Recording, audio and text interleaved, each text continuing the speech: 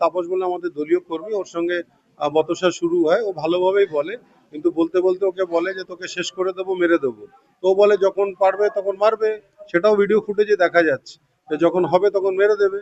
তো বলতে বলতেই ওকে মারা আরম্ভ করে ও পড়ে যায়, একজন বাঁচাতে যায়, তাকেও মারে, সে পড়ে যায়।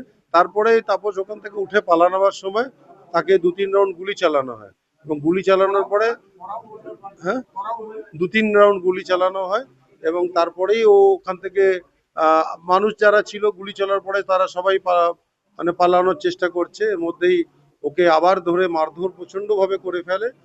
তারপরে ও পড়ে যায় ড্রেনের মধ্যে। সেখান থেকে পাড়ার সবাই হই হই করে আস্তে আস্তে এরা তখন সরে যায় ওখান থেকে। যাওয়ার সময় সবাইকে শাসিয়ে যায় যে কেউ যদি কোনো ডায়েরি করেছে বা বয়ান দিয়েছে তাকেও এই পরিস্থিতি করব, এই পরিণাম করবে বলে চলে এসছে।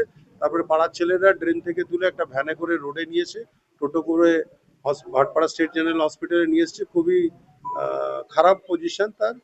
এখান থেকে সাগরদাতে ট্রান্সফার করেছে, নিয়ে গেছে ইতিমধ্যেই। ওখানে তো কেন্দ্রীয় বাহিনী আছে, আমার তো মনে হয় না কোনো, এরা তো যারা গুলি চালানোর এক্সপার্ট, বোমা রাখার এক্সপার্ট, এসব করার এক্সপার্ট যারা আছে তারাই কিছু করতে পারলো না কোনো জায়গায়। আমার তো মনে হয় না কোনো জায়গায় কিছু ধরনের ঘটনা হতে পারে। তো খতিয়ে দেখতে হবে আমাদের, আমি জানি না, আমি শুনিনি এরকম কোনো কথা। অভিযোগ থাকতে পারে, তো দেখতে হবে। পুলিশ তো আছে, কেন্দ্রীয় বাহিনীও আছে, ওরা তদন্ত করে দেখবে। কিন্তু মানে আমি তো নিজে ওখানে ছিলাম, অনেকক্ষণ ভোট 6টার কাছাকাছি আমি ওখানেই ছিলাম যখন স্লিপ বিতরণ হয়ে গেছিল। তো তখন অব্দি তো এরকম কোনো ঘটনা আমার চোখের সামনে পড়ে। ফলো করুন সংবাদ প্রতিদিন ডিজিটাল।